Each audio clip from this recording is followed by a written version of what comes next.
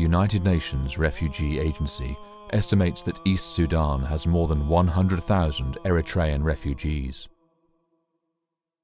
For over 40 years, they have been living in some of the worst conditions, neglected by most aid agencies. The Eritrean refugees issue is one of the biggest issues in the whole of Africa, maybe.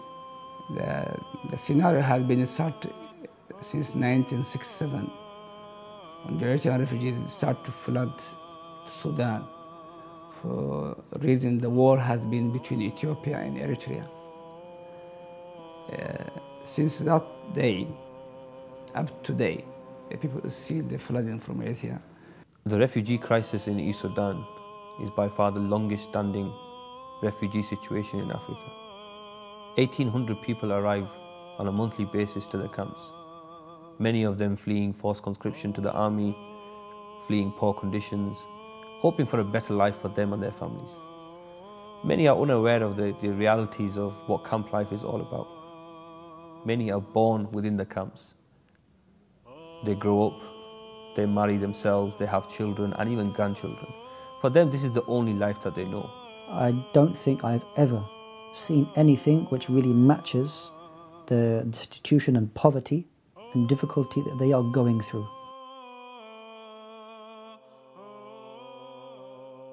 Life in the camps, as I saw it, was about two main things.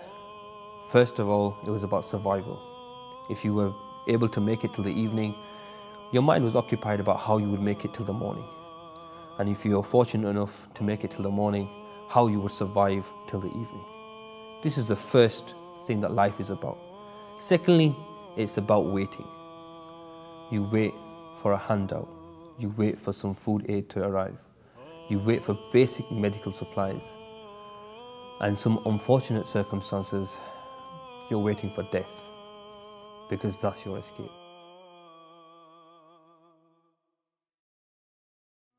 They're preserving their Islam, they have good communities, they have their identity, but we just want to give them the ability to survive from one day to the next, to have some food.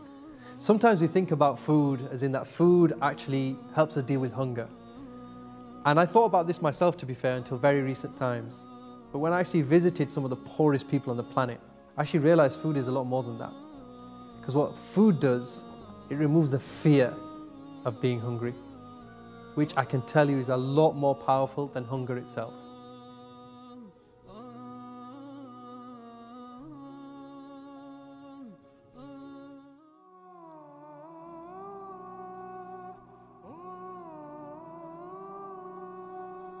One home that we visited, if you can call it a home, was of a woman who had 4 children.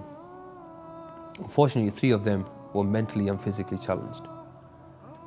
So much so that they were tied to the beds that were in the house to stop them from harming themselves and stop them from running away.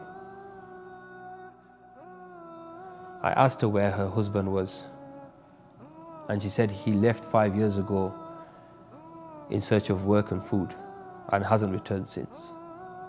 And for that period of time, she had spent looking after her children.